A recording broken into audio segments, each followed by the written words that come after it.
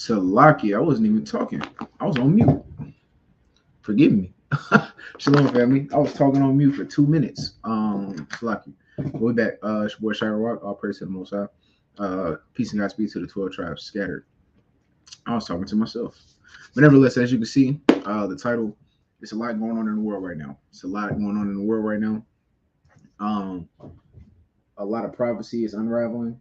A lot of judgment is being coming upon the earth. Like my last lesson I did on Mississippi, where they have certain legislation that they're trying to pass to take away the rights of Israelites in Mississippi. And then the Lord sent the tornado that killed. Last time I checked the report, it was 26 people that had died from the tornado that hit Mississippi. And I covered it that day that it happened. And it was 23 then, and they found three more. So judgment is touching the earth right now as well. So without further ado, we're gonna get it cracking. Right, we got a lot to cover today. A lot. So share my screen.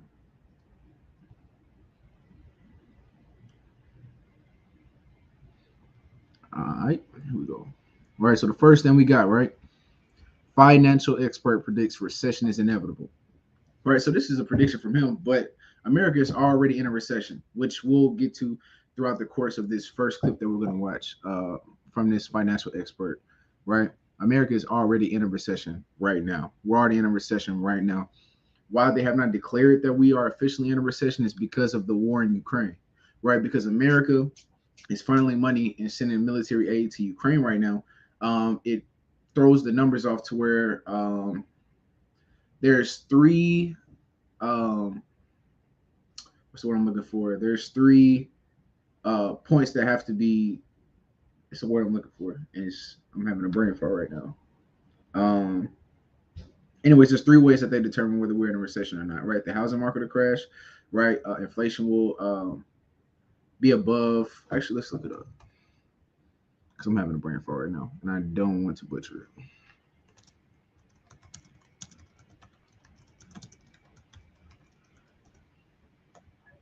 Right.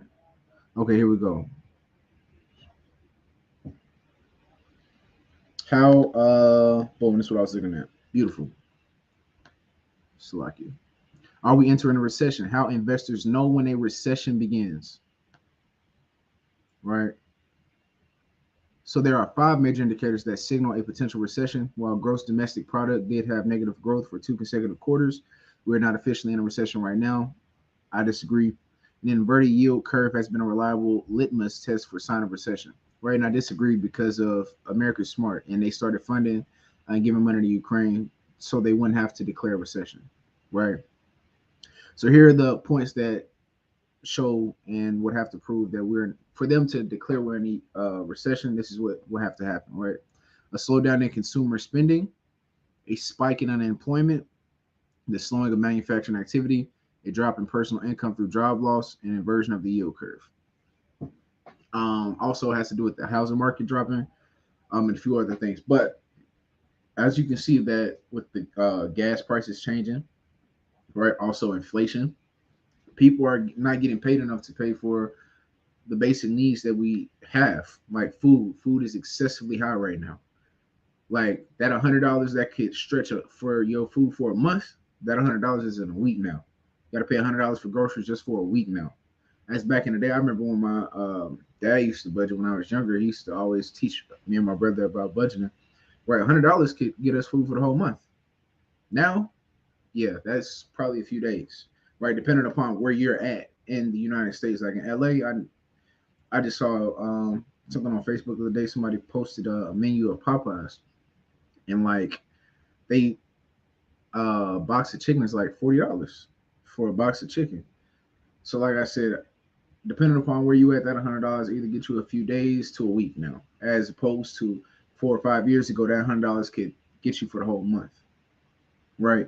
So this is what you have to declare recession, and I beg to differ that we already seeing all of this, right? And we're going to see that in this clip right here now. All praises. All right, here we go. Let me know if y'all can hear it or not, because sometimes this audio is a little crazy and sometimes can't really hear it. But here we go.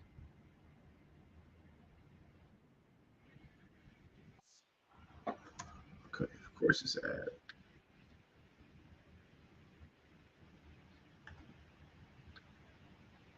So like you.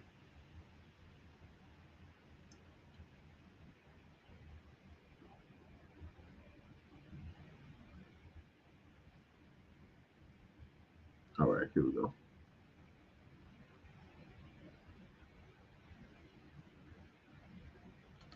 All right. Here's a look at where stocks ended the Let me know month if y'all and the can hear it or quarter. not.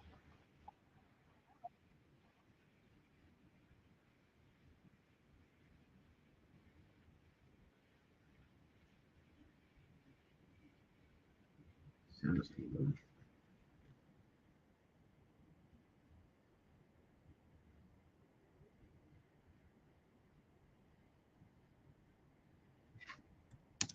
Okay, can't hear it. Let me see what I wonder if I can switch my audio back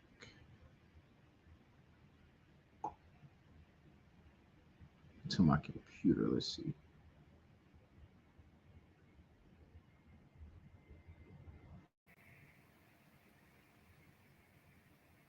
All right, let's see if this changes it.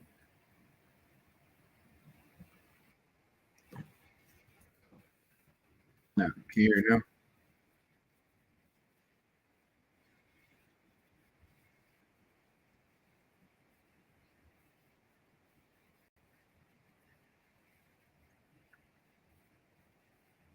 Can you hear the audio? Okay. So looks like we're about to have a change of plans. Okay, cool. No sweat. No problem at all. Hold on. Give me 1 second.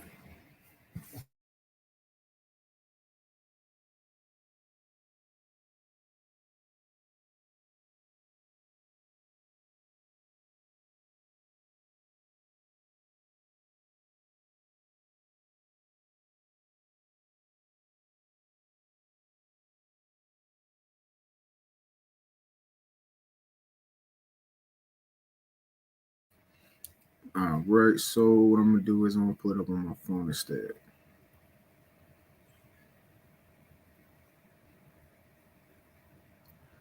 Okay. Beautiful. That's a good idea. That is a beautiful idea. Let's see. All right. Let me change my audio back to my original. Okay.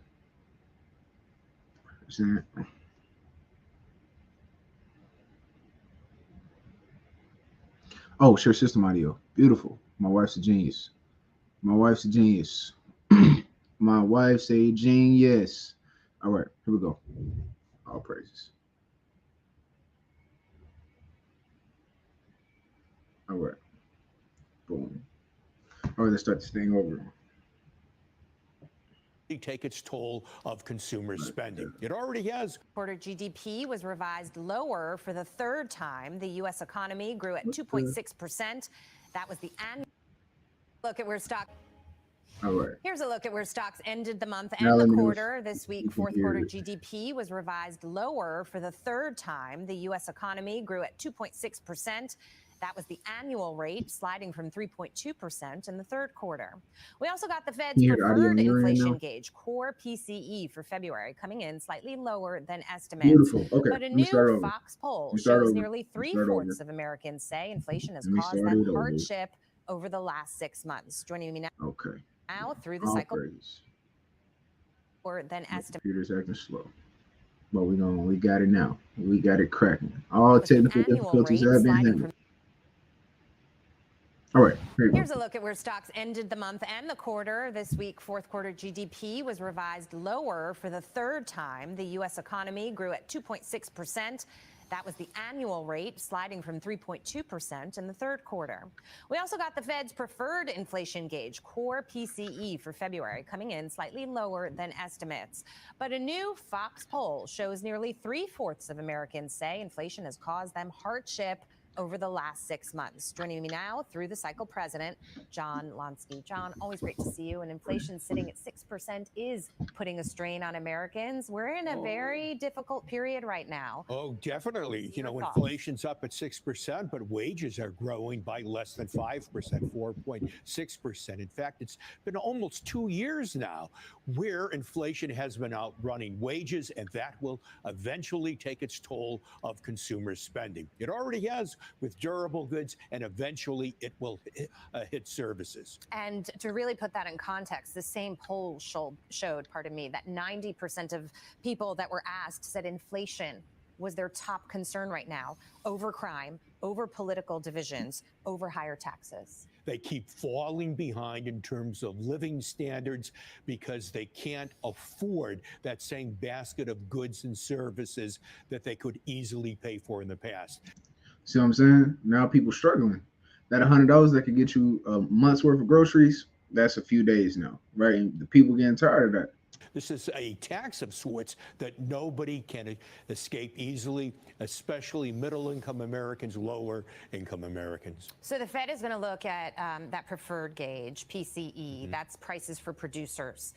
They were up 0.3% for the month. It was slightly less than expected, but they're still higher. So what that says to me is the producers are still paying more. They're still going to pass it off to the consumer. That's correct. And let's also take into consideration this same report we had on February's personal consumer spending and income.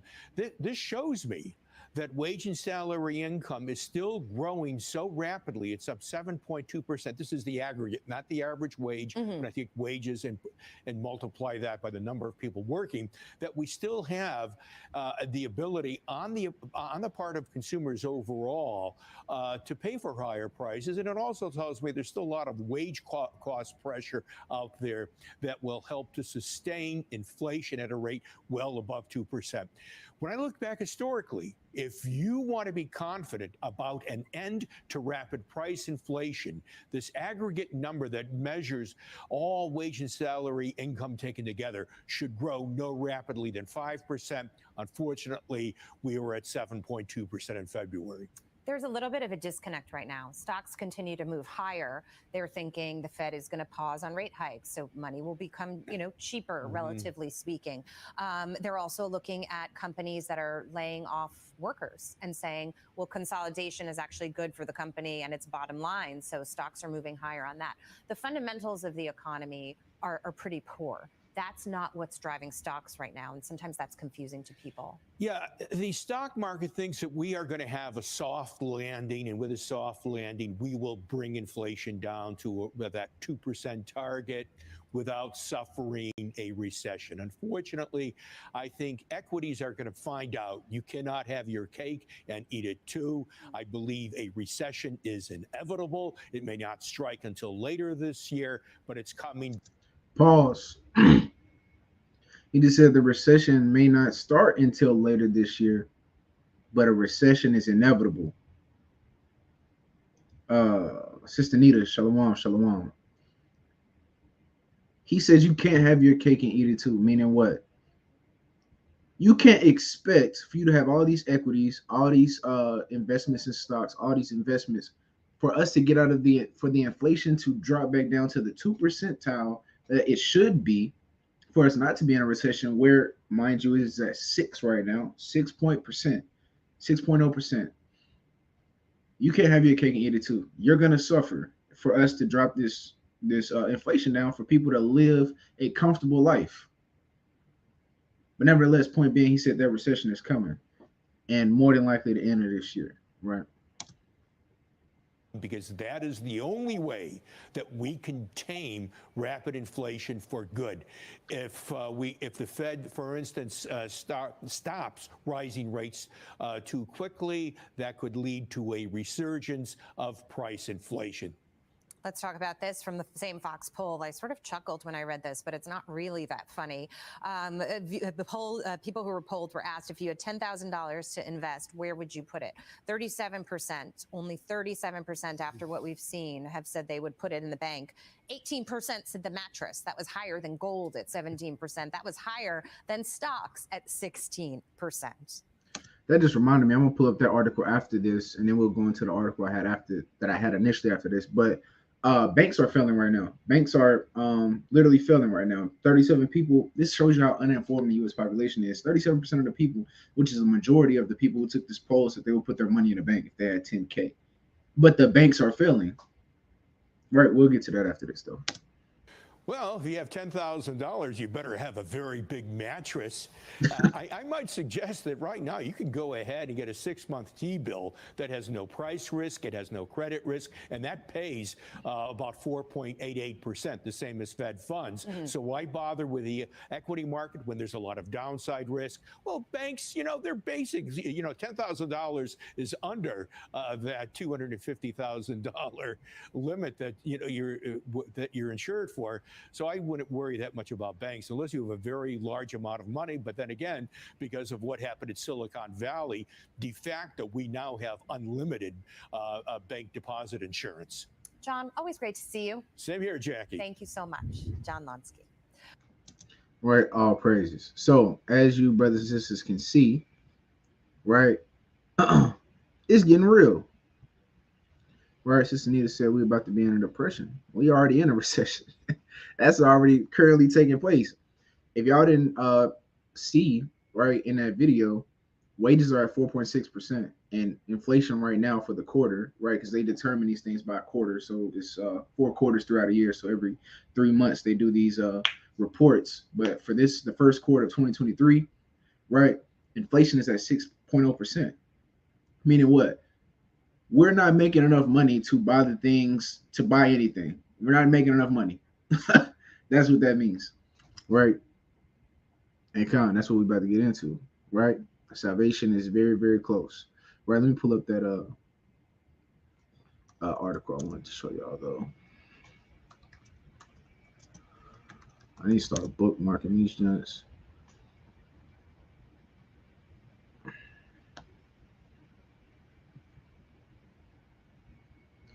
Here we go.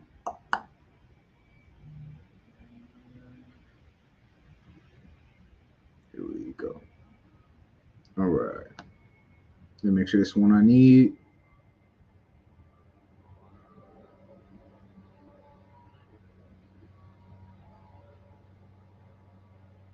Yeah, here we go. Because I just read this and he hit it on the nail. Silicon Valley. Let me share my screen again for y'all.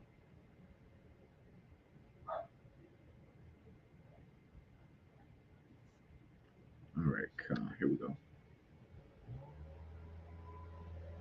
All right, so this is an article by thegovernmentexecutive.com.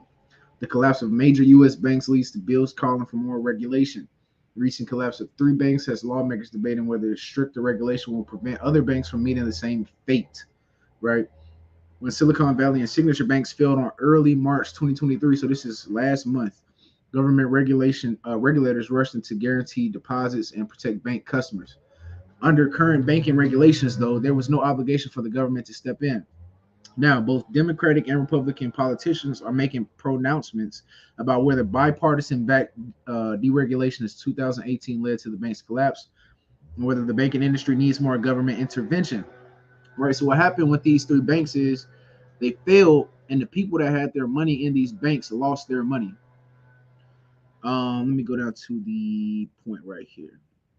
We'll call Silicon Valley, Signature, and Third Bank Silvergate to fail. Significant withdrawals at all 3 banks caused cash crises that could not be addressed by selling assets, such as banknotes and bonds. In the case of all 3 banks, sales of their assets would have triggered significant additional losses since their portfolios were worth less than they paid for them and interest rates were rising. While some aspects of each failure were different, there were common elements and a certain level of Murphy's Law, the idea that if something can go wrong, it will. In the case of these banks, everything went wrong. In the last 3 months of 2022, Silvergate had a record $1 billion loss due to heavy lending to troubled and failed crypto trading exchanges, and its interest rate sensitive securities portfolio became kindling for the current crisis. During 2022, Silvergate's deposit base grew dramatically, almost doubling its assets to $210 billion. But the bank did not have either the administrative capacity or market demand to lend out all of the money. as banks normally do. So it invested the excess deposits in treasury bonds and mortgage investment products. So the people that had their money in this bank, they couldn't give it back to them the way they got it. So they said, well, we're just going to put it in stocks and bonds over here since we can't give it to you. So if you have money in there, you ain't get it back. And that's the point on that. So going back to what they said in that video we just watched, right? That 37% of people said they would put their money in the bank. You're a fool, right? I'm gonna tell you what y'all should be doing is preparing. You should be stocking up on seeds because that's going to become the most common form of currency, right?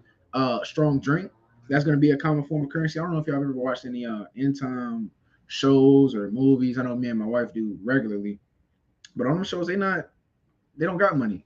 They got food. They trying to pull up at somebody's house who got food and they trying to trade food for food, right? That's what's happening.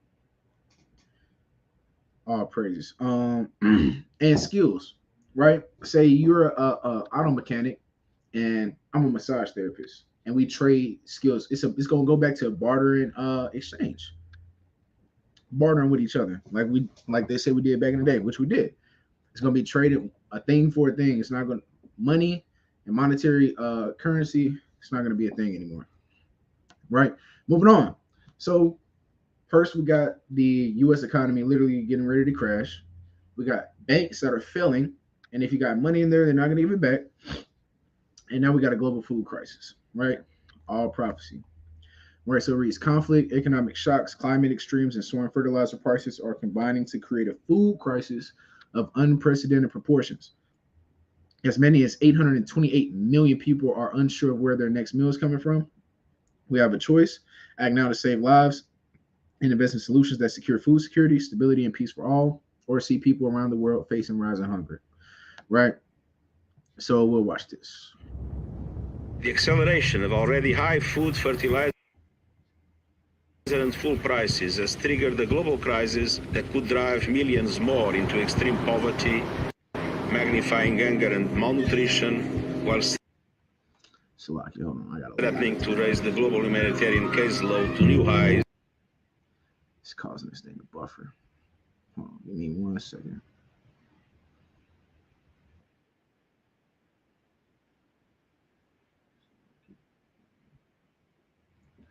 Let me close out some of these tabs real quick. It's a lot going on. Okay.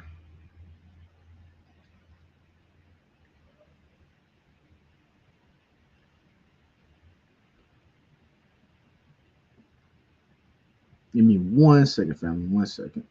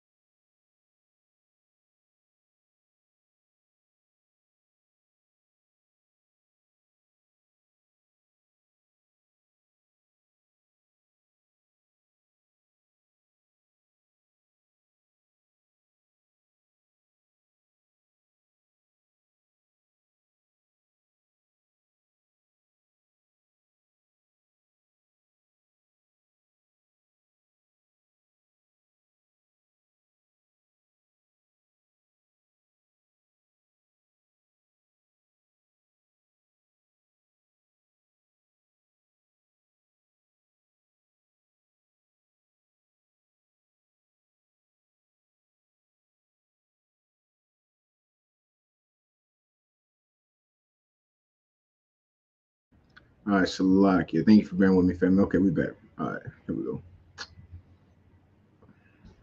Had some technical difficulties.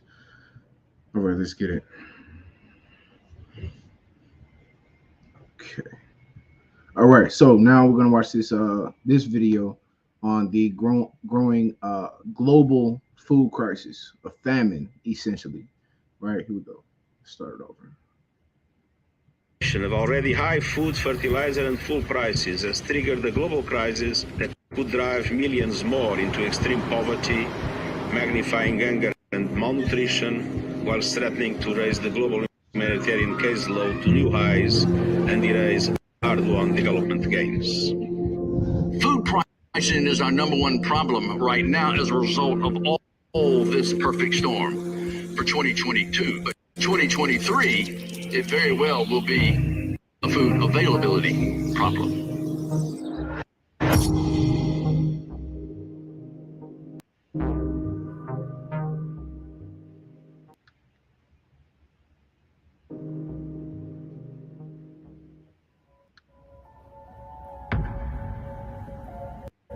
What's the one thing that we all have in common? It's food. We need it, we enjoy it, and it brings us together. But right now, accessing affordable and nutritious food is becoming more and more difficult around the world. We've found ourselves living in a global food crisis. Millions upon millions of people, in fact, 345 million people today are suffering from hunger at a crisis level. Since early 2022, we at WFP already warned that this would be a year of unprecedented hunger.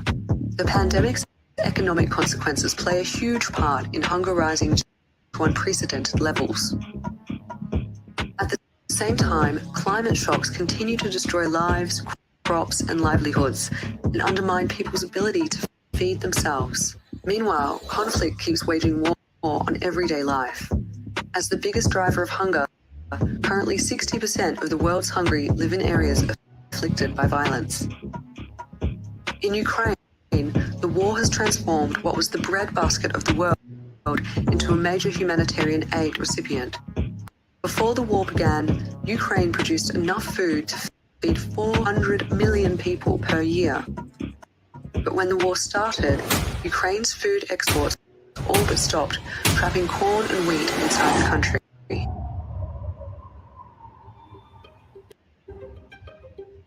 You know what is really interesting is that our markets for exporting food are highly concentrated. What that means is that less than 10 countries export 80-90% of total exports of crops like wheat, corn, rice, soybean. So when any shock happens to one of these 10 countries or less, we see a disproportionate effect around the world.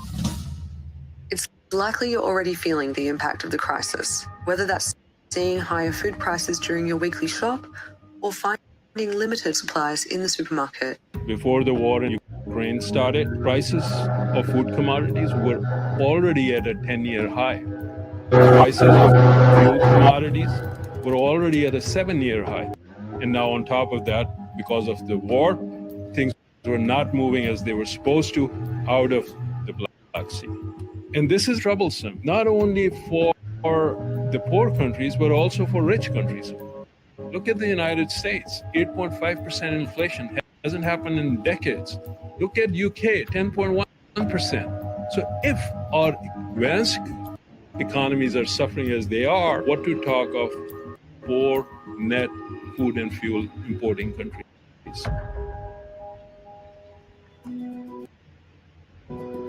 When it comes to the world's most vulnerable, the cost of the global food crisis will be counted in lives lost. Almost every country in the Middle East and North Africa region have been hard hit by the war in Ukraine. This is a region that's highly dependent on food imports, and especially on the imports of grain from Ukraine and from Russia. 30% and more of the grain that comes to this region comes from Ukraine and Russia because of the geographical proximity. There are many countries in the region who have had a big burden in terms of food prices because of the conflict in Ukraine. To give you an example, a country like Syria food prices have increased by 37% from February till April, and that's since the onset of the conflict. Even before the global food crisis, some families were already living on the edge. ما كانت ظروفنا هيك ابدا. كنت اعمل مكدوس، كنت اعمل زيتون، كانت الاسعار معقوله يعني. الوضع اسوء لانه الاسعار كل ما عم ترتفع. يعني ربطه الخبز اللي هي ربطه خبز الشيء الاساسي بالبيت سعرها تغير. هلا كثير شغلات نحن حارمين حالنا منها، مثلا الفواكه ممنوعه، تفتحي بالرادي فاضي مصفر. هلا ليجي الصغير من المدرسه نتغدى وراحت للمساء ليجي بيو من الشغل لحتى نتعشى، وجبتين بنها.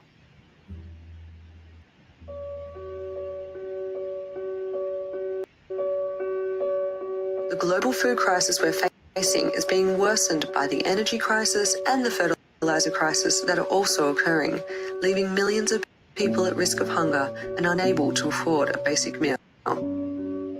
What we don't want for sure is that today's affordability crisis turns into or becomes tomorrow's availability crisis.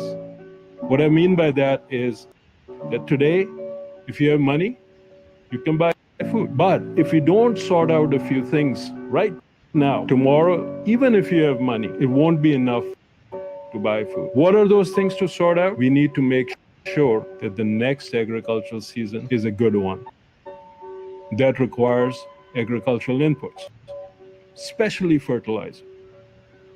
And if that doesn't happen, our affordability crisis, which is bad enough as we can see around the world, turns into an availability crisis, meaning that food will be even less affordable for millions upon millions of people around the world. I like to say that when WFP is setting records, that doesn't sound great for the world. In 2020, we assisted about 116 million people. In 2021, we assisted about 128 million people. That's the highest in our 60-year history. And guess what? This year, we're planning to assist between 140 to 150 million people. But in order for that to happen, WFP needs funding because we are voluntarily funded. And two, we always need access. And when we have both of them, we can do the job. Right now, WFP's response focuses on three key things: providing emergency food and cash assistance and nutrition support to prevent millions from dying of hunger, supporting national social protection systems, and strengthening food systems. It's clear we all need to work together and fast in the face of today's global food crisis. Right. So there you go. Right. So we got a global food crisis. And not only is that crisis just here in America, but it's all over the globe right now. As you said, that the inflation rate in the UK right now is 10.1%, which is even higher than America's. Right. Even higher than ours. Right. So let's get a couple of scriptures, right? And we'll go on to the next topic, right? Let's get a couple of scriptures. Right. This is what I want Israelites to understand, right? Black and Hispanic people in the United States of America and worldwide. Being rich ain't going to save you in the days that's coming. Having money, it's not going to save you in the days that are coming.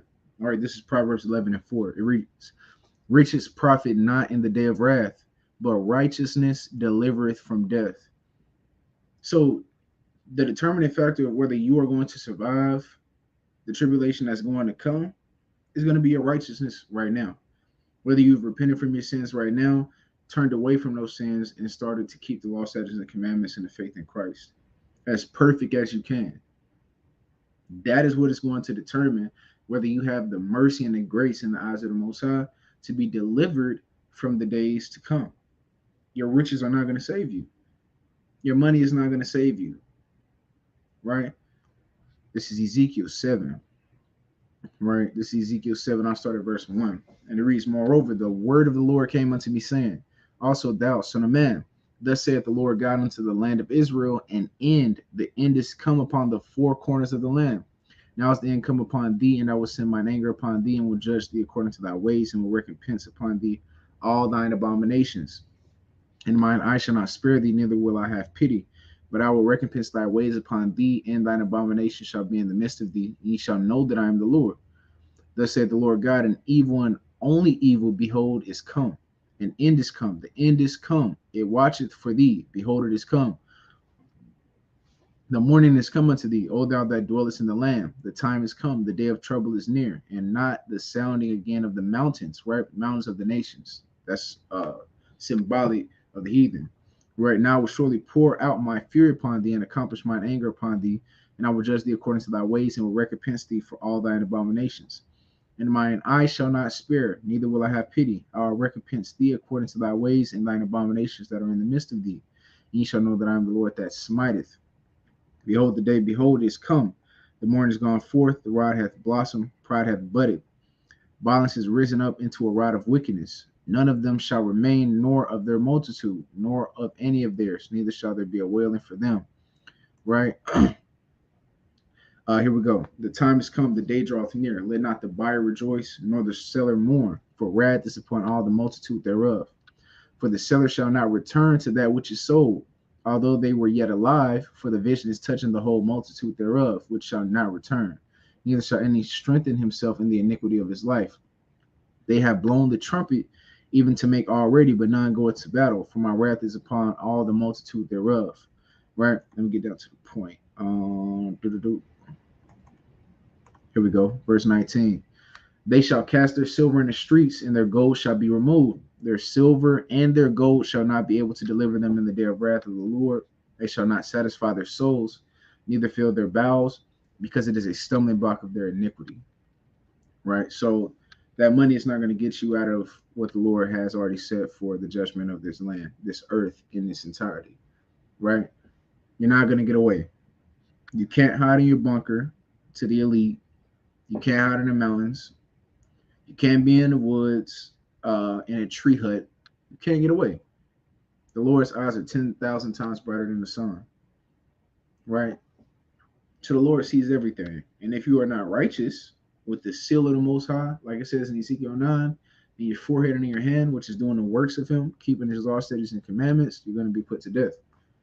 And it's not going to be good. And the Lord is cold with it. He can make you starve to death. That's a horrible way to die. And we already, as we just saw in that clip I just played, it's inevitable. It's inevitable. The inflation is increasing rapidly. So it's going to come a point where we may have the food, and you may have the money to, you may have the money to buy the food, but there's no food for you to buy because the agriculture is just going to fail. Right? And let's go to Luke. Right, this is Luke 21. Right, and it reads, verse 8, and he said, take heed that ye be not deceived, for many shall come in my name, saying, I am Christ, and the time draweth near. Go ye not therefore after them. Right, and here we go. And great earthquakes shall be in diverse places, and famines, and pestilences, and fearful sights, and great signs shall there be from heaven. And there's been earthquakes all over the earth. I mean, some of the greater magnitudes that we've seen in history. As we just read, that famine is a rising global issue. Pestilences, we still got COVID-19, and there's still many different pestilences that are coming out and rolling out every single day. Fearful sights and great signs shall there be from heaven. I mean, with the UFO sightings, which I'm going to touch on later on, because there's something I wanted to bring out about these UFO sightings. But nevertheless, all of these things are coming to pass right now. Everything is rolling out throughout the news right now. Right? So what am I saying? To get prepared. Righteous. You need to be righteous in those days. Going into these days, you need to be righteous and spotless. Right? Meaning that you need to work out whatever sins you got going on in your life that you can't get over. Those certain spirits that keep on rising up and keep on poking at you. You need to deal with those things. Right? Fasting, praying, right? Getting around righteous brothers and sisters to change your mindset. All of that needs to be happening right now. Because there's these days are coming rather quickly where it's going to be too late. It's going to be nighttime. It's not going to be day anymore, right? Symbolically speaking, meaning that your time to be repenting and doing the works of the Most High now, it's going to be null and void.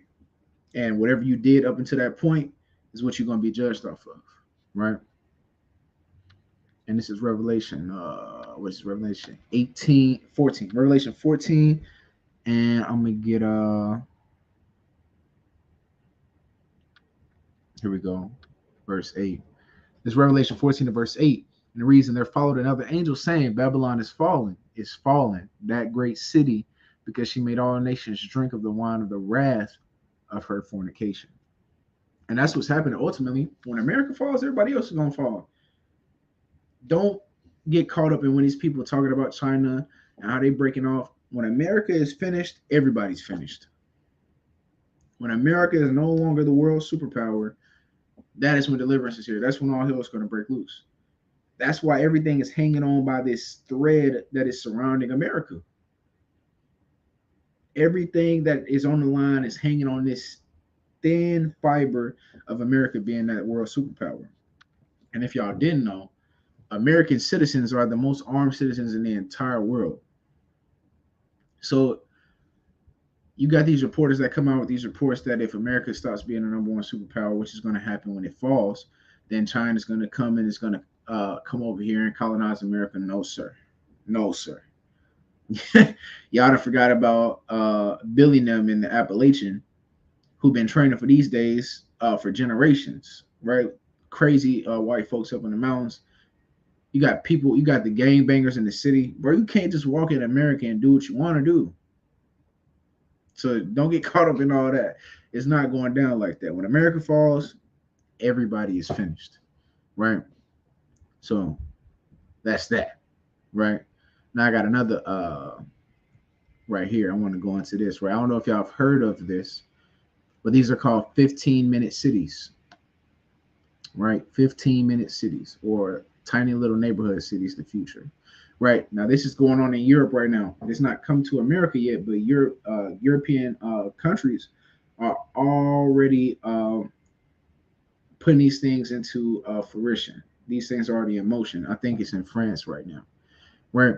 But what a 15-minute city is, right? With the rise in COVID-19 and people starting to work from home now, they're building these tiny 15-minute cities where people can work from home and everything that they need, food, home improvement stores, banks, places to buy furniture, hospitals, etc. Everything is within a 15-minute radius of the people that live in these cities. Now that sounds cool. That sounds cool right now, but we're gonna read this, right? Actually, I think it was a video. Okay, it's not. Okay, so we're gonna read a little bit. We're gonna read a little bit. Right, why the hyper local 15-minute city is gaining ground in urban planning circles. At first glance, O'Fallon, Illinois, has little in common with Paris, France. Paris has its world-class museums and cream-colored Haussmann-style apartment buildings. O'Fallon, an outer ring suburb of St. Louis, with a population of 32,000, has a collection of squat brick buildings centered around a little-used freight rail track in its city center, and a proliferation of mid-century ranch homes on the blocks beyond. Let me get down to the point. Here we go. Some dream of escaping gridlock and congestion with the help of tunnels or flying cars. The 15-minute city planner counters. Why not just bring the things you need a little bit closer? With white-collar workers cloistered at home during the work of the pandemic, and many liberated from the commute sense, a well-rounded and amply stocked neighborhood has become a widely shared goal. The term itself was coined by Carlos Moreno, a scientist at the Sorbonne, who first pronounced La Ville du Court d'Ahir in 2016. He dreamed up a city where in less than 15 minutes, a resident can access his essential life needs. Chrono-urbanism emerged a decade ago and prompted experiments in metropolises such as Portland, Oregon, and Melbourne, Australia, which set their watches on 20 minutes. Substantively, Moreno's condition were not so different from existing tenets of progressive city planning, such as walkability, smart growth, mixed-use zoning, missing middle housing, and ending food deserts, but the 15-minute city felt like less of an obligation than an opportunity. I thought this article had a video, but if it doesn't, but you can go to YouTube and actually look at some of the outlines of these cities that they have going on right now, these 15-minute cities. Right now, let's get some scripture on this. All right, let's go to second asterisk. Let's go to second asterisk, right? Now, what's going to happen with these 15-minute cities, right? This is me speaking as a man. What I can see happening, what they're going to do with these 15-minute cities, right? You're going to have people in these 15-minute cities. It's going to look all good. It's going to look amazing, right? I don't have to drive 30 minutes to go to my favorite grocery store anymore. It's going to be 15 minutes away. Bad. Let me move over there. This is second Esdras, chapter 15 and verse 17, right? And it reads, a man shall desire to go into a city and shall not be able. What I see happening with these 15-minute cities is these people are going to be in these cities, right? They're going to be in these neighborhoods. Everything's going to be in 15-mile radius. And then when lockdowns come, when all hell break loose, you're going to be stuck. You can't go nowhere. They're going to have all your documentation, name, phone number, address, digital footprint ID, all of that. And you're not going to be able to go nowhere. Right? You're going to be stuck in these 15-minute cities. You don't think they're going to have policing? Police in these places? Yeah. When they mobilize the National Guard to keep people from coming to and fro and out of these cities? Yeah. These things are being implemented in Europe right now. And everything that goes on over East, it just trickles down to America. We just instituted a little bit later. We implement these things later on. But these 15-minute cities are already happening over there in France and Europe.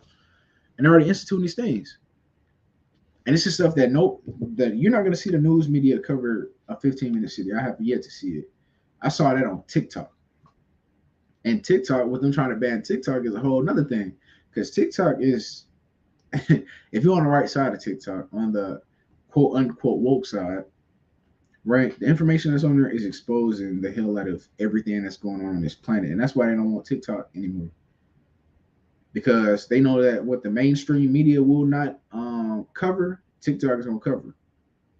The people that's on there, I didn't got put up on game on a lot of stuff from TikTok that I didn't know was going on because the news doesn't cover it. You're not gonna see it on CNBC, ABC, Fox News, CNN. It's not gonna be on there, or it's not gonna be headlined like they have with Trump's indictment and whatnot. Right, and how I feel about that Trump indictment, that's a psyop, like that's a psychological operation, because they got him on an indictment, but they haven't convicted him. An indictment is I keep having brain farts. An indictment is not a conviction. It's a difference between an indictment and a conviction. So he hasn't been convicted on the charges that have been brought up against him, right? And that's just going to stir up all the good old boys, and that's going to start up the race wars.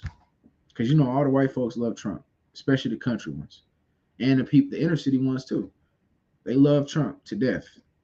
To death do them part. They gonna ride behind Trump however it go. Right. So, nevertheless, let's keep it going. Let's keep it pushing. Right. Show my screen again. So, nevertheless, there's a lot going on, family. It's hella going on. Hella. Right. Here we go. Now, on to China and Brazil. Right, China and Brazil. Right, Fox Business. Oh, I gotta share my audio so I can family. China and Brazil have chosen to drop the U.S. currency to trade in. So normally what would happen with certain countries is when they were doing trading with one another, they would convert their currency that they have, like yen, and Brazil's currency that they use, and they will convert it into USD, US dollars, before they traded it. Now they are dropping that, and they're saying we're going to just trade between our China yen and your Brazilian coin. We're going to trade in that. Forget America. We're cutting them out. We're not using them anymore. Right? Now let's watch this. Here we go. Do you love getting high, but smoking hurts your lungs? I've got you covered. You need to try. Here now is that Republican congressman from Montana, the great Ryan Zinke.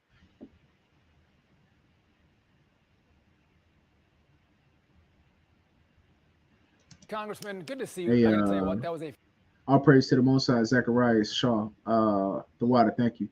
I'll give you my personal opinion on Trump here.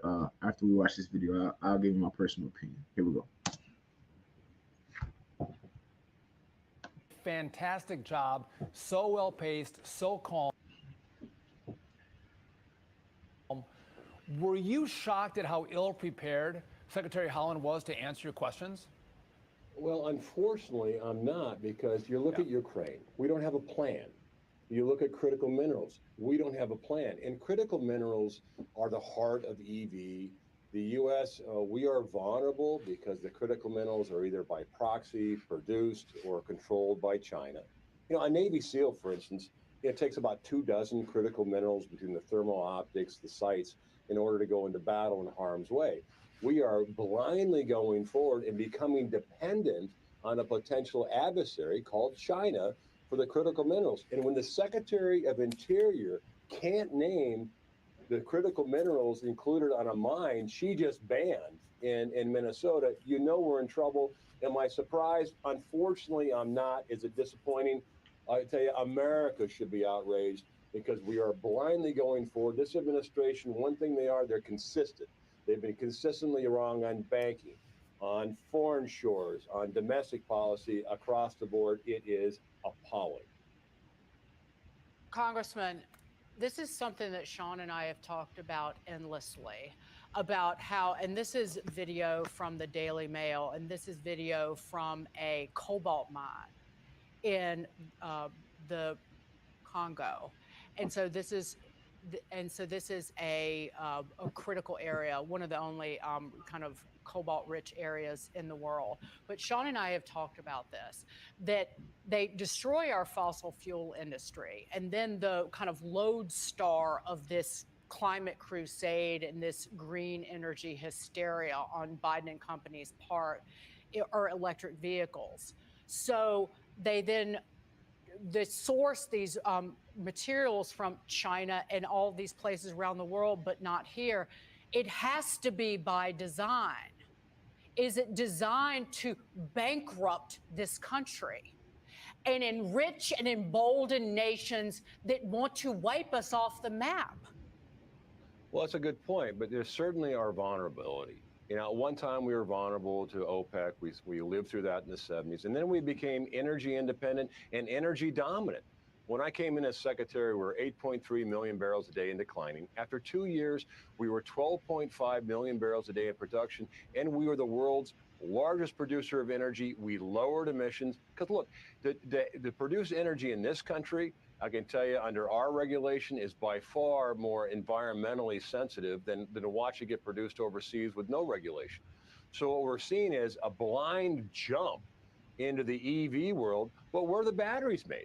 Where's the cobalt, as you pointed out? So is it the policy of the United States to support child labor in the mines of the Democratic Republic of Congo for cobalt? Is it the policy of the United States to be beholden to foreign entities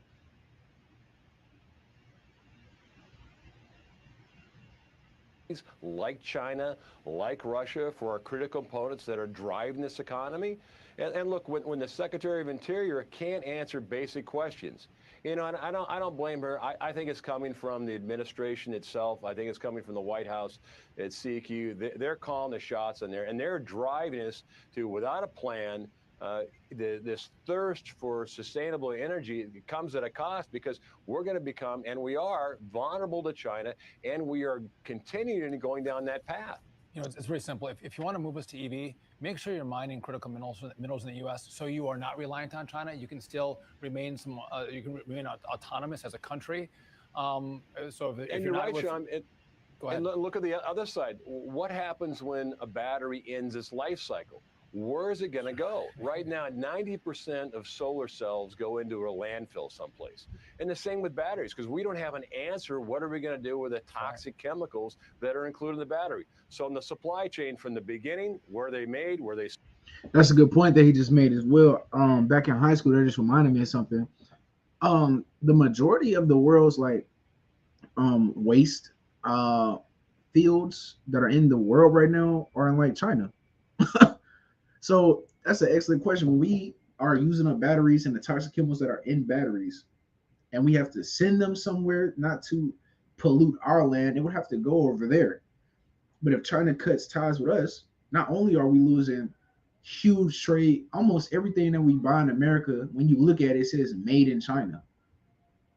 Almost like honestly, I've only seen a handful of things that I've ever seen in my life that say made in America, and most of them were like school supplies.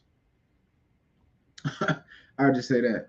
So it's going to cause huge problems when China decides to fully sever ties with America, right?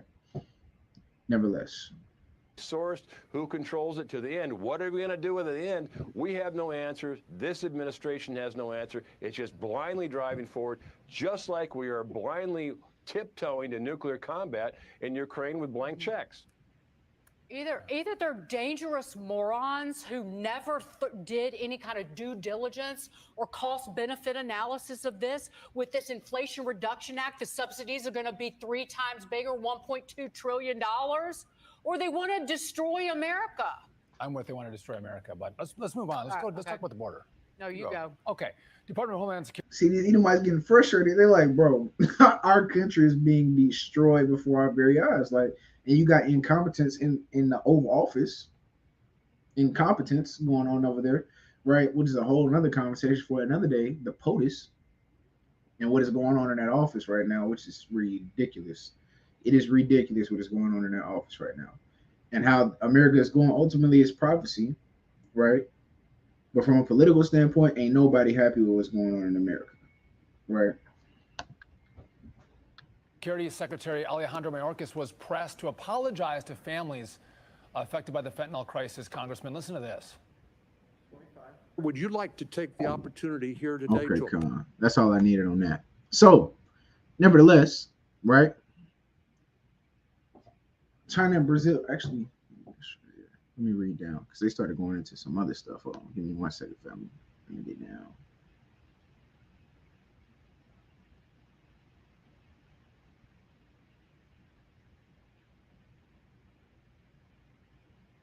Yeah, that's all I wanted on that video. Let me share my screen again. I want to read this article for y'all. And then, Zacharias, I'm going to get to your question about Donald T.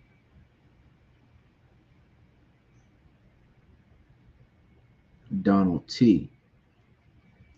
Right, here we go. Okay. All right, so it reads,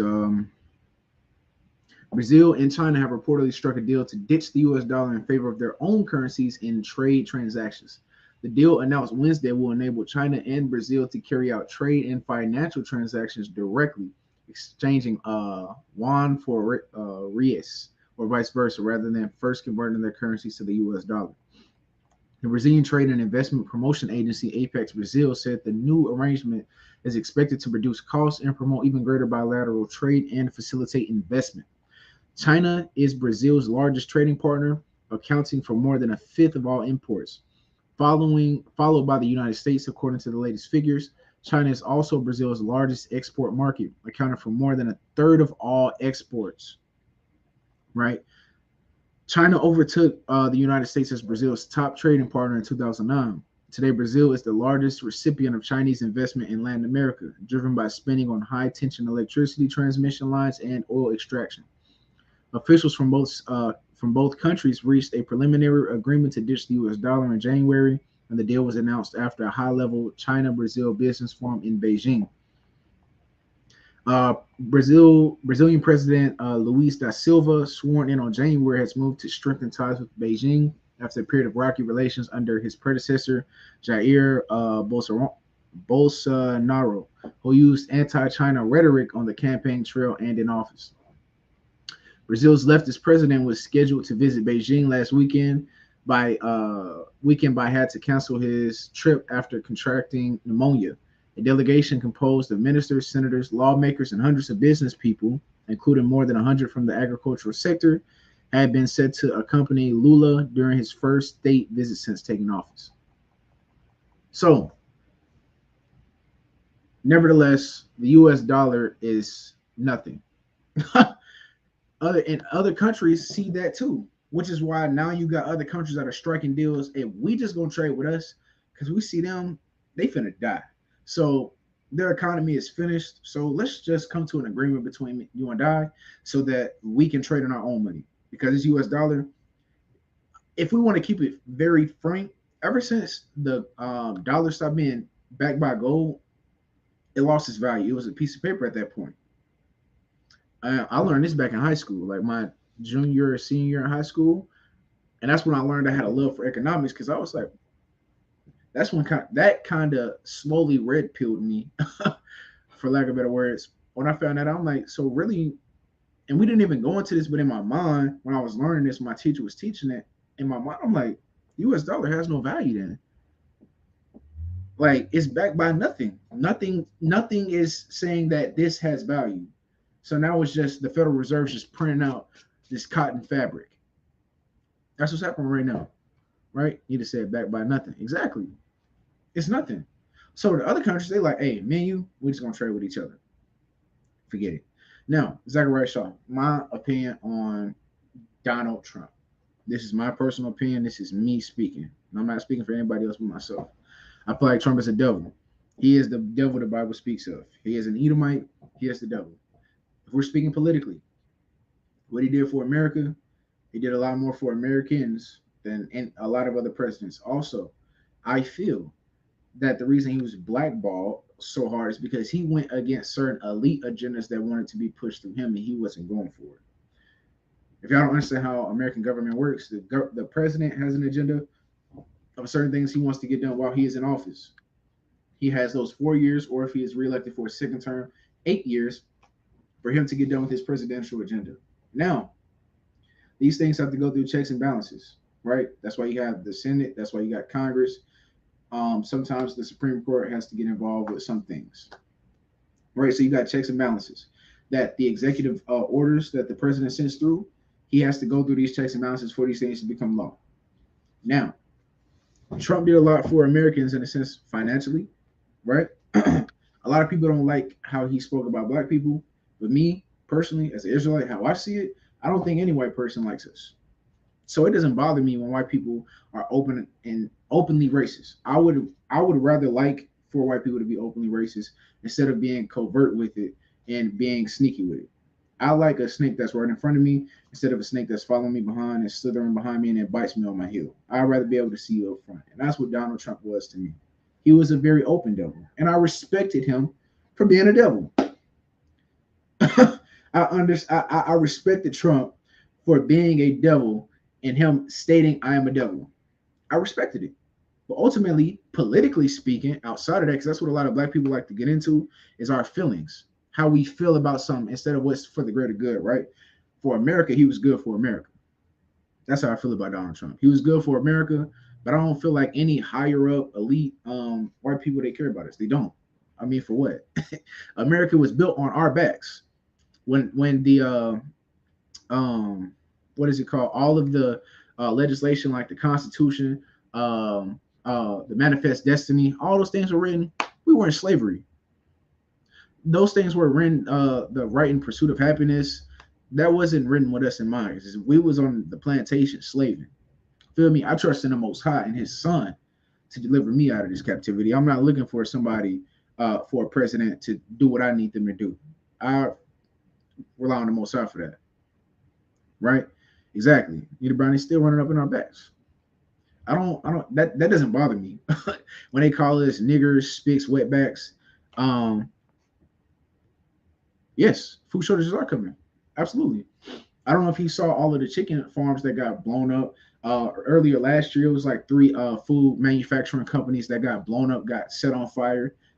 Yeah, we just don't see it. Like, it's not hitting us right now. That's why inflation is happening right now. Inflation is what is the precursor to the famine. Right? Inflation and the rising in food prices is the precursor for the famine before it happens. So yes, and that's biblical prophecy. The famine is going to come. It's going to be a spiritual famine and a physical one. Right? So yes, food shortages are really coming. And what do I say to do? Prepare. right? Prepare for those things, getting seeds, learning how to cultivate food, learning how to grow your own food right now. That's what you should be focusing on right now. Because I don't even necessarily subscribe to the fact that we're just going to be able to be in our crib. In the second entrance, it says that people are going to be running in people's houses. You feel me? So we going to have to know how to be pilgrims in the earth, as it says in second entrance. But nevertheless, the point of this lesson is knowing that you're an Israelite, right? Knowing your nationality, coming back to your God, keeping his law, statutes, and commandments, and the faith in his son, Mashiach Yahushua, to get protection. Because that's ultimately what we went into Proverbs 11 and 4 earlier, right? Your riches aren't going to save you. Your monetary things and your carnal things that you have in this world, your guns, they're not going to save you. You're going to need spiritual protection in the days to come. Right? So, nevertheless, next topic. Right? I don't know if y'all heard. I live in Tennessee. The Nashville shooter that just killed 3 children, I believe it was 3 teachers. Right? Let's get into it. Without further ado, share my screen. Here we go. And this is ridiculous. But this is showing you what this LGBTQ agenda is producing. This is what this is producing, right? Nashville school shooter carefully plotted attack that killed 6 state police. Right, here we go.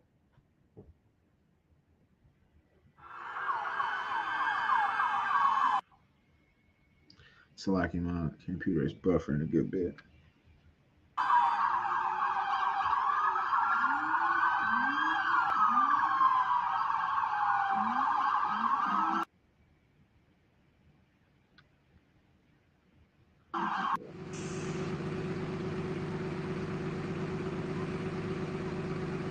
This is after the fact.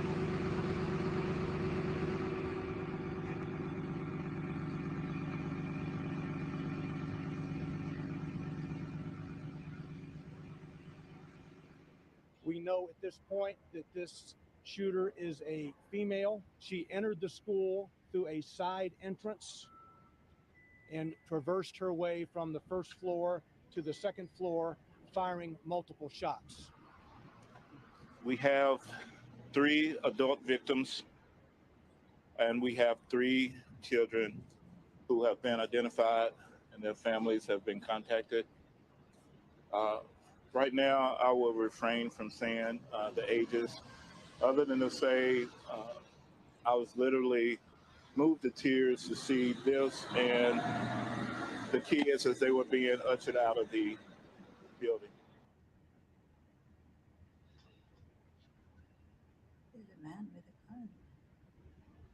So that's it on that, right? So they did kill the assailant in the building, which may I add was a transgender.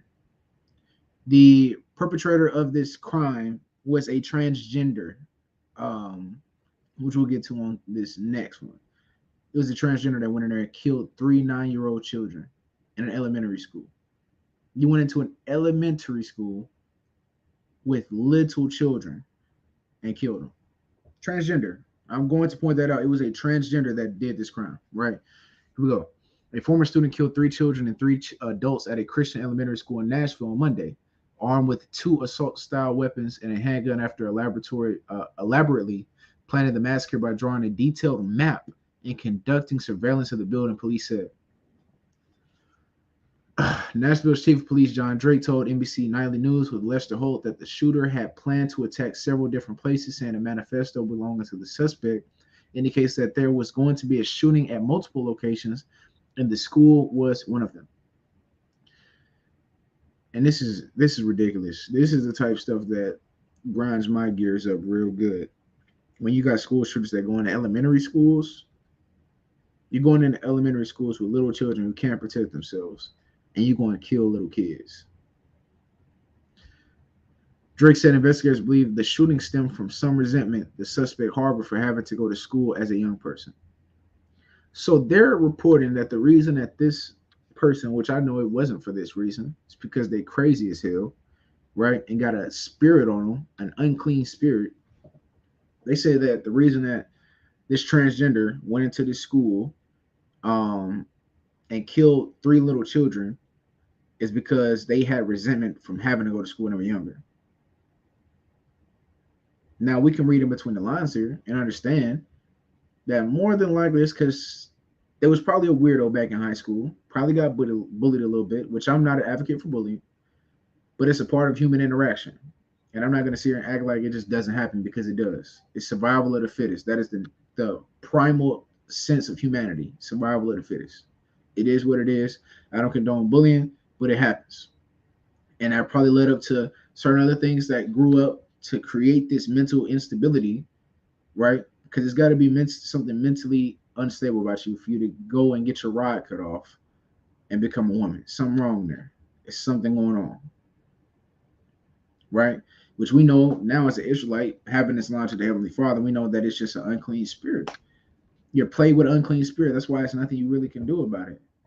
But nevertheless, this thing got its judgment, right? Now, this is the one I want, right? Because this is what's going to tell the story. Here we go. This is from the New York Post, April 1st, 2023, today, right? Just dropped this article today. Here we go. Nashville school shooter Audrey Hill identified as transgender and had detailed manifesto to attack Christian Academy. So she attacked this Christian Academy, of course, we know, partially because it is a Christian academy, and they hold beliefs that are against her lifestyle, which she probably was taught when she went to school there when she was younger. Again, reading in between the lines, we're not accepting of things that she or it was going through when it was younger, because the Bible speaks against it. The Bible is pretty black and white on homosexuality. It's a sin. It's really that simple. There's really no more to it, right?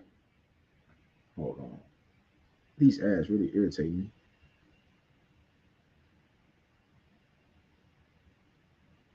Okay, here we go. Now here's the press conference from the chief of police. Drawn up the school in detail. We also determined there were maps drawn of the school in detail of surveillance, entry points, etc. So like it, family, y'all like and share. Get this message out. We know and believe that entry was gained through shooting through one of the doors is how they actually got into the school. From our investigations tell us that she was a former student at the school. I don't know what grade she's attended or grades, but we do firmly believe she was a student. So we know there were 2 AR-style weapons, one a rifle, another was an AR-style pistol, and the other was a handgun. We believe 2 of those may have been obtained legally, locally here. We have a manifesto, we have some writings that we're going over that pertain to this day, the actual incident. So here we go. That's that, right? So, I mean, it's ridiculous, right? This is her, or it, or whatever it is. She was transitioning into a man, right?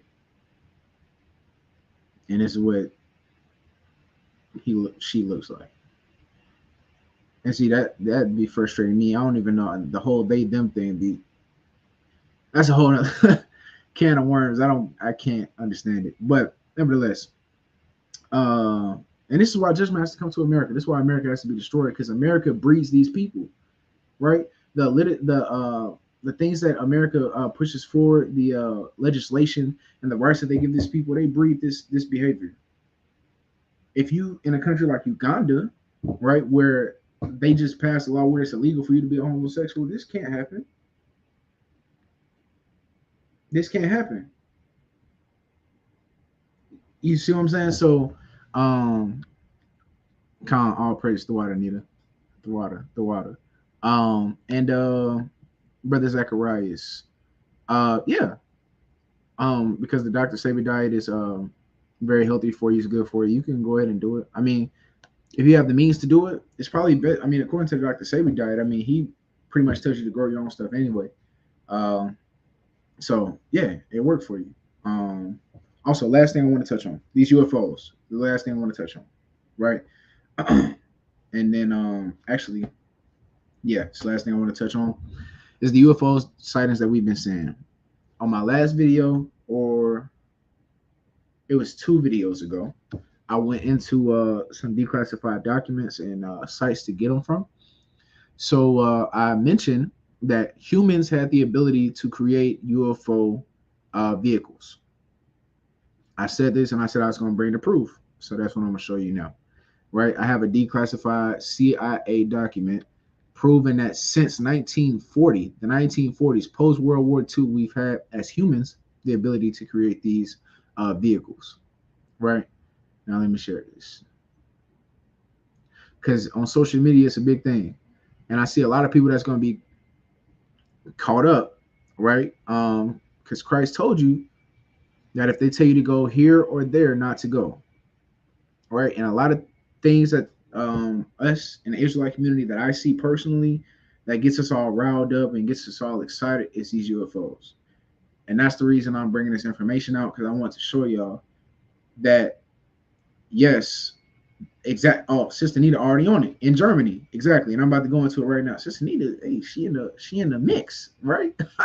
But nevertheless, they have the information and the technology to create these flying saucers. Everything you see in the sky is not an extraterrestrial or angel, as we call them, which they do operate these type of vehicles, but not all the time. This is what I want Israel to understand. It's not all the time. We as humans have this technology. We are more advanced than what we think. And this is why they have these declassified documents put up, available, but put up. You got to know where to go find them. So I did the work for you, right? So this is a CIA declassified document, right? Right, classification, Central Intelligence Agency, information from foreign documents on radio broadcasts, country, Germany, USSR, Russia, French, Equatorial Africa, Syria, Iran, military, unconventional aircraft, aka UFOs, right? This is March 11th through May 20th, 1953. Right, here we go. And it reads, let me drop down because it's that first page is kind of funny. All right, here we go. Vienna, Special Service. According to recent reports from Toronto, a number of Canadian Air Force engineers are engaged in the construction of a flying saucer to be used as a future weapon of war. The work of these engineers is being carried out in great secrecy at the AB Row Company, transliteration from the Greek factories. Flying saucers have been known to be an actuality since the possibility of their construction was proven in plans drawn up by German engineers toward the end of World War II. George Klein, a German engineer, stated recently that though many people believe the flying saucers to be a post-war development, they were actually in the planning stage in German aircraft factories as early as 1941. So, family, if you're not familiar with the Roswell incident that happened later on in 1947, a lot of people believe that that's when we got the technology to get it. But no, they had this technology before then, right? They were dealing with left hand spirits getting this information. It's bigger than what y'all think, right? You got, like I said, like Paul taught you in Ephesians, the 6th chapter, we're dealing with people in principle. We'll get it after this. I don't like butchering scripture. We'll get it after this, right? Clean said that there was an engineer in the ministry of Spear, probably refers to Albert Speer, who in 1942 was minister for, I believe that says armament and ammunition for the Third Reich, and was present in Prague on 14 February 1945 at the first experimental flight of a flying saucer. During the experiment, Klein reported the flying saucer reached an altitude of 12,400 meters within 3 minutes and a speed of 2,200 kilometers per hour. Klein emphasized that in accordance with German plans, the speed of these saucers would reach 4,000 kilometers per hour. One difficulty, boom, see this where it get, Here we go. One difficulty, according to Klein, was the problems of obtaining the materials to be used for the construction of the saucers. But even this had been solved by German engineers toward the end of 1945, and construction on the objects was scheduled to begin clean at it. Klein went on to state that 3 experimental models had been ready for test by the end of 1944, built according to 2 completely different principles of aerodynamics. One type actually had the shape of a disc with an interior cabin, and was built at the that says might unidentified transliteration from the Greek factories, which had also built the V2 rockets. This model was 42 meters in diameter. The other model had the shape of a ring with raised sides and a spherically shaped pilot's cabin placed on the outside in the center of the ring. This model was built on the Habermal and Shriver factories, unidentified, both named transliterated from the Greek. So family, pause. So they have one that has the rings that rotate around it with the cabin on the inside of the 2 rings, and they have a spherical flying saucer that is most commonly known as what people refer to as a flying saucer. We've had this technology as early as 1941, post-World War II. So I bring this out to say, you're dealing with a devil that is very advanced. This is why they implemented the Space Force, because they honestly believe, you don't think that they don't know that Yahweh and the angels are coming back in the same manner. This is why they're creating technology that they believe can combat what is coming to Earth. And Isaiah says that that Yahweh is not coming to meet us as a man. What does that mean? He's coming to us in a different form, in an extraterrestrial form out of the sky. This is why they implemented the Space Force. This is why they have been creating technology. This is why they have all these things in place. This is ultimately what it is. They're preparing for a war from space. Now, I gave y'all 2 videos ago the site to go look at these declassified documents for yourself. Again, it has been proven that humans have the ability to create extraterrestrial aircraft. And it got even more advanced after the Roswell incident, when they went and gathered all the information they got from Roswell in 1947. And you can go look into that yourself. But nevertheless, right now, let's get some scripture to end off on, right? Ephesians 6 and 12.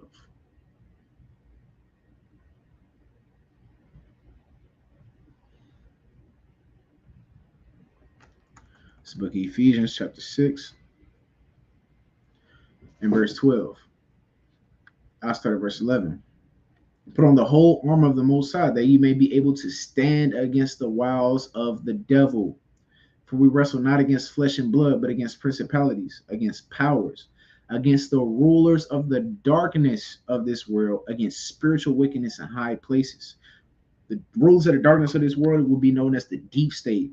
The people that have access to technology that we literally don't have access to, that the government of the United States can't even get their hands on, right? And that video I posted within the lesson I did two lessons ago with the guy that's on there, he goes into this. There's people with the ability to create this technology that the U.S. government are not even being briefed on. Right, moving on. Against spiritual wickedness in high places. It doesn't say carnal wickedness. It says spiritual wickedness in high places. They got some there. You got the people that go to the Bohemian Grove. You got people, the government that uses remote viewing, where they astral project out of their bodies to go and spy on certain peoples in other countries. Y'all gotta understand, this is bigger than what we just be teaching. It's bigger than that, right? Wherefore, take unto you the whole armor of God, that ye may be able to withstand in the evil day, and having done all to stand. Meaning what? That's why I'm doing this lesson right now. You need to be doing everything you can for righteousness' sake right now, building yourself up, reading the scriptures, praying, fasting, getting your spirit strong for the stuff that you're going to see in the days to come. Right?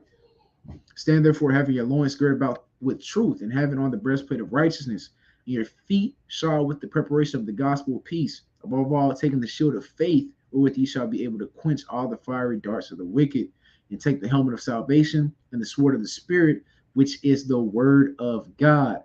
Praying always with all prayer and supplication in the spirit, and watching thereunto with all perseverance and supplication for all saints. Selah. So, family, with that, that's a lot of information for today, right? That's a lot of information for today, but nevertheless, I pray it was edifying. Shouts out to everybody who tapped in today. All praise to the Most High through His Son, Mashiach Yahweh. Right, I pray everyone has a beautiful rest of your Sabbath, and I pray that everyone continues to keep the faith and continue to keep the commandments of God and continue to get better, 1% better than you were the day before. And with that, I say peace, and I say Godspeed to the 12 tribes scattered. Shalom.